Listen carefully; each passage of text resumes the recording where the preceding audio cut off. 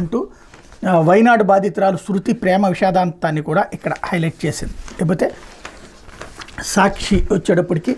కాలేజీలపై కత్తి అన్నటువంటి వార్తని హైలైట్ చేస్తూ కొత్త మెడికల్ కాలేజీలను లేకుండా రద్దు చేయాలని ప్రభుత్వమే లేఖలు రాయడం ఏంటి, చంద్రబాబు తప్పుడు నిర్ణయాలతో మా పిల్లల భవిష్యత్ అగమ్యగోచరం,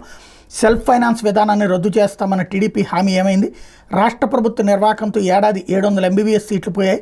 తెల్లకోటు ఆశలు నీరుగారడంతో మండిపడుతున్న విద్యార్థులు తల్లిదండ్రులు, వ్యయ ప్రయాసాలు కూర్చి ఏడాదంతా శిక్షణతో సన్నద్ధమైన వారికి పిడుగు, MBBS సీట్లను NMC ఇచ్చినా ప్రభుత్వం నిరాకరించడంపై విస్మయం, ఏమిటి దారుణం, తమ జీవితాలతో ఎందుకు చెలగాటమని ఆవేదన, 5 కొత్త మెడికల్ కాలేజీలను ఏడాది ప్రారంభించేలా సిద్ధం చేసిన గత సర్కార్ వచ్చే ఏడాది ప్రారంభించాల్సిన 7 కొత్త కాలేజీల నిర్మాణం నిలిపివేతతో మరొక 1050 MBBS సీట్లు కోల్పోనున్న రాష్ట్రం, చంద్రబాబు P4 జనంతో ఏకంగా 1750 సీట్లకు ఎసరు, పులివెందుల కాలేజీ LOP ఇచ్చిన జాతీయ వైద్య కమిషన్, కాలేజీ నిర్వహించలేమని గుట్టుచప్పుడు కాకుండా లేఖ రాసిన సర్కార్, LOP ఇవ్వలేదని అధికారుల బుకాయింపు, ఎల్లో మీడియా వంతపాట, NMC సాక్షిగా కూటమి సర్కార్ కుట్ర బట్టబయలు అన్నటువంటి వార్తని హైలైట్ చేశారు. ప్రభుత్వ మెడికల్ కళాశాలలు ఏర్పడే కొత్తగా సీట్లు వస్తే నాలాంటి ఎంతోమంది విద్యార్థులకు మేలు కలుగుతుంది, కొత్త వైద్య కళాశాలను నెలకొల్పి సీట్లు పెంచాల్సిన ప్రభుత్వం వాటిని రద్దు చేయాలని లేఖ రాయడం సబబు కాదు,